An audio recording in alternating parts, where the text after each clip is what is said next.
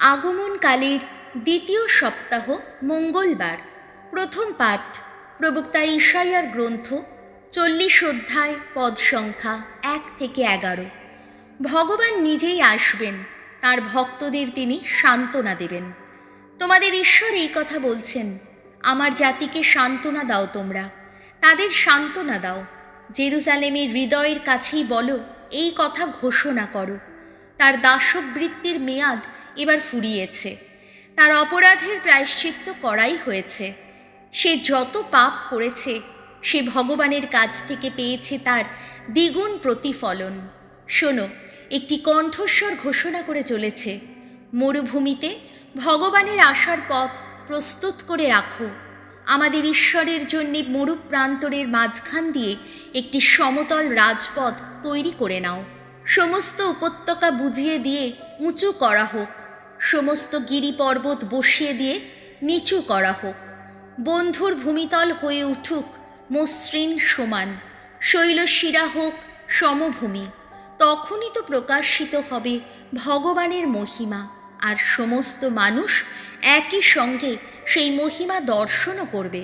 ভগবান নিজেই এই কথা বলেছেন। শোনো, একটি কণ্ঠস্বর বলে চলেছে, তুমি ঘোষণা করো।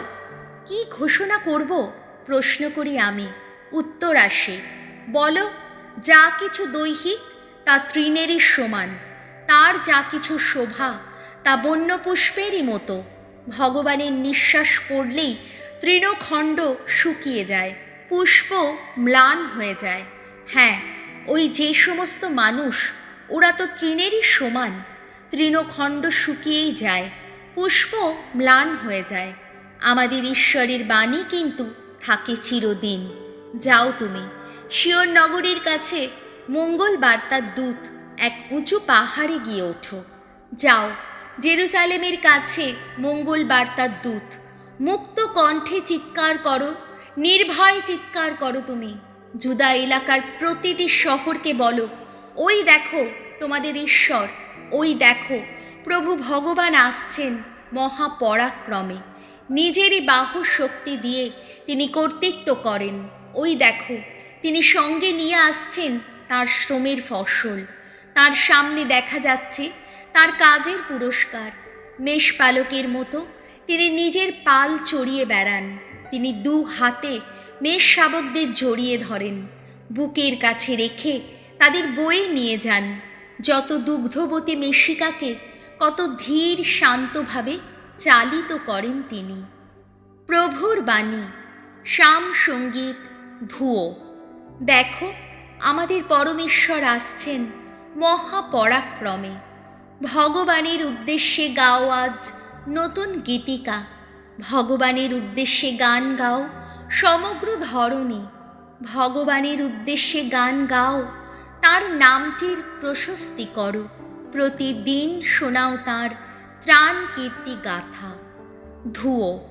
দেখো, আমাদের পরমেশ্বর আসছেন মহাপরাক্রমে। বিজাতীয় সবার কাছে বলো তার মহিমা প্রকাশের কথা। সকল জাতির কাছে তার অপরূপ শত কীর্তির কথা। বিজাতীয় সবার কাছে ঘোষণা করো, ভগবান রাজত্ব করেন। সকল জাতিকে তিনি বিচার করেন ন্যায়েরই বিধানে। ধুয়ো। দেখো, আমাদের পরমেশ্বর আসছেন মহাপরাক্রমে। নভমণ্ডল আজ আনন্দ করুক, সমগ্র ধরণী উল্লসিত হোক। গর্জন করুক সমুদ্রের ঢেউ, সমুদ্র গভীরে যত প্রাণী। পুলকিত হোক প্রান্তর ভূমি, সেখানকার সমস্ত কিছুই। অরণ্যের গাছে গাছে শোনা যাক আনন্দ মর্মর। ধুয়ো।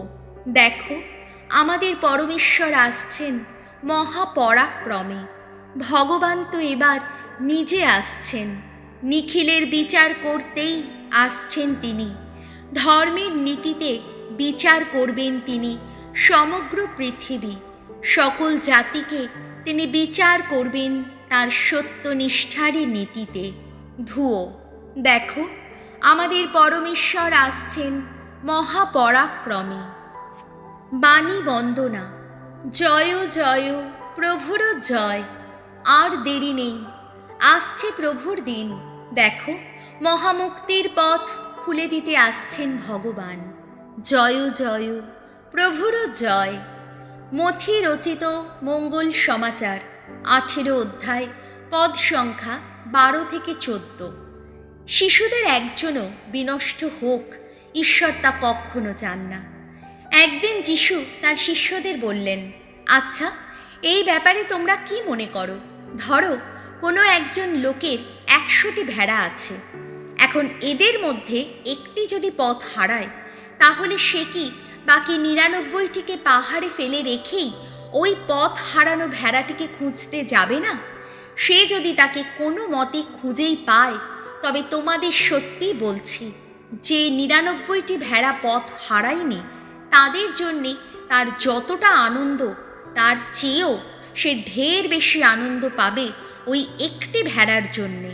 তেমনিভাবে এই এমন ছোটদের একজনও বিনষ্ট হোক, স্বর্গে বিরাজমান তোমাদের পিতা তা কখনো চান না। প্রভু যিশুর মঙ্গল সমাচার।